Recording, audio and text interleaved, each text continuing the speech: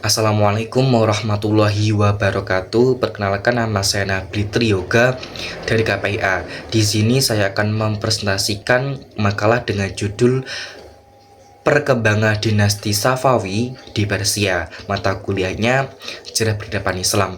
Langsung saja kepada pembahasan. Dinasti Safawi ini pada awalnya itu bukan kerajaan, melainkan sebuah gerakan keagamaan atau tarekat yang didirikan oleh Safi al-Dabili di Arbadil pada abad ke-13. Tarekat ini sebenarnya dikenal sebagai tarekat Safawiyah. Perubahan besar terjadi pada masa keturunannya, khususnya Ismail I. Nah, Ismail I ini berhasil mengubah gerakan spiritual tersebut menjadi kekuatan politik dan kekuatan militer. Pada tahun 1501 Masehi, Ismail I ini berhasil merebut kota Tabriz. Di kota itu Ismail I memproklamasikan dirinya sebagai Syah atau Raja di Persia. Nah, peristiwa ini menandai terjadinya dinasti Safawi secara resmi telah menjadi penguasa Ismail I. Ismail I ini menetapkan mazhab Syiah Itsna Asyariah sebagai agama resmi di negara tersebut. Kebijakan ini menjadi ciri khas Safawi, tarekat Safawi, dan membedakannya dari negara Islam lainnya seperti Turki Utsmani. Nah, Turki Utsmani ini ya bermazhab Sunni. Selanjutnya saya akan menjelaskan tentang perkembangan dinasti Safawi di Persia. Yang pertama adalah perkembangan awal kekuasaan. Dinasti Safawi didirikan oleh Ismail I. Ia merebut kota Tabriz pada tahun 1501 Masehi. Ia memproklamasikan dirinya sebagai Syah atau Raja di Persia.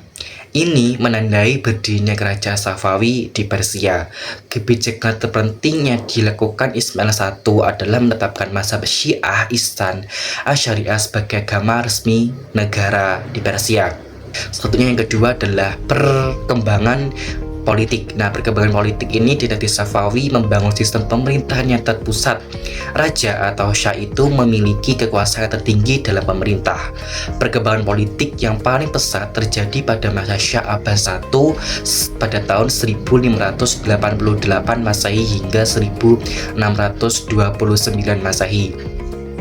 Ia dikenal sebagai pemimpin yang sukses dalam sejarah Safawi. Salah satu langkah pentingnya itu adalah mengurangi kekuatan pasukan Kirisbas yang sebelumnya sangat penting dalam dominan politik.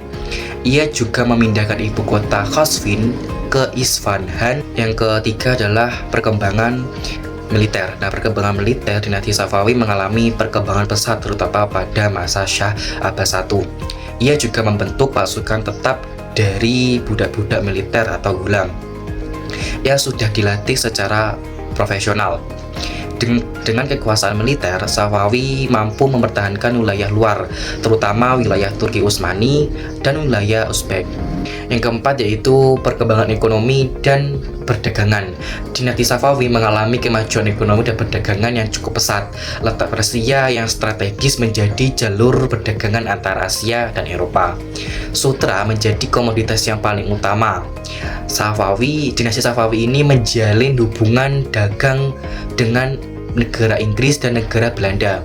Sistem irigasi yang baik membantu meningkatkan produksi pertanian seperti gandum, buah-buahan, dan hasil bumi lainnya.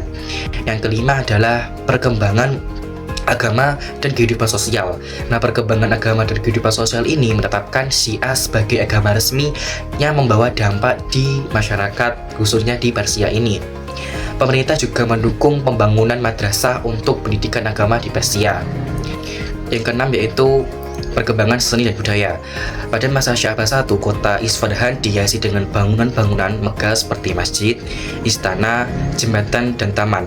Arsitektur dinasti Safawi seperti masjid, istana, seni lukis di Persia berkembang dengan pesat. Karpet juga menjadi produk seni yang terkenal hingga wilayah dunia. Selanjutnya saya akan membahas tentang kemunduran dinasti Safawi di Persia. Adalah lemahnya kepimpinan Shah Abbas I. Setelah wafatnya Shah Abbas I, para penguasa berikutnya tidak memiliki kemampuan kepemimpinan yang kuat. Banyak raja yang sibuk dengan kehidupan istana daripada pemerintah dan militernya. Yang kedua adalah kemunduran militer. Nah, kemunduran militer ini, militer Safawi sangat kuat adanya reformasi yang besar. Namun setelah itu kekuatan militer mulai menurun. Tentara tidak mau lagi disiplin dan kurangnya untuk berlatih. Yang ketiga adalah konflik internal dan korupsi. Di istana seringkali terjadi perebutan dan kekuasaan dan intrik politik. Pejabat yang lebih tinggi itu lebih mementingkan kepentingan pribadi daripada kepentingan negara. Dan korupsi pemerintahan juga semakin luas atau di mana-mana. Kemudian adalah krisis ekonomi. Krisis ekonomi ini berdasarkan sutra sebelumnya sumber utama pendapatan negara mulai penurunan, jalur perdagangan mulai berubah dan bersaing dengan bangsa Eropa yang semakin kuat. Yang kelima adalah tekanan dari luar. Selain masalah internal, salah satu juga menghadapi ancaman dari luar. Kerajaan sering terjadi konflik dengan Turki Utsmani di wilayah barat. Nah, puncaknya kemunduran ini terjadi ketika pasukan Afgan dibawa oleh kepimpinan Mahfud Ghazali pada tahun 1722 Masehi. Dan pada tahun 1736 Masehi, dinasti Safawi resmi berakhir dan digantikan oleh dinasti Asyariyah. Selanjutnya saya akan menjelaskan tentang kesimpulan. Nah, berdirinya dinasti Safawi di Persia berawal dari sebuah gerakan tarekat yang dipimpin oleh Safi al-Din Ardabili yang dibawa kepemimpinannya Ismail I. Pada tahun 1501, Ismail I berhasil mendirikan Safawi dan menetapkan mazhab Syiah. Dalam perkembangan Safawi mencapai puncak kejayaan dalam bidang awal kekuasaan, perkembangan politik, perkembangan militer, perkembangan ekonomi dan perdagangan, perkembangan agama dan kehidupan sosial, dan perkembangan seni dan budaya. Setelah masa kejayaan, Safawi mengalami kemunduran akibat lemahnya. Satu, lemahnya kepemimpinan setelah Shah Abbas I. Yang kedua adalah kemunduran militer. Yang ketiga adalah konflik internal dan korupsi. Yang keempat adalah krisis ekonomi. Yang kelima adalah tekanan dari luar. Terima kasih. Sekian presentasi yang saya sampaikan.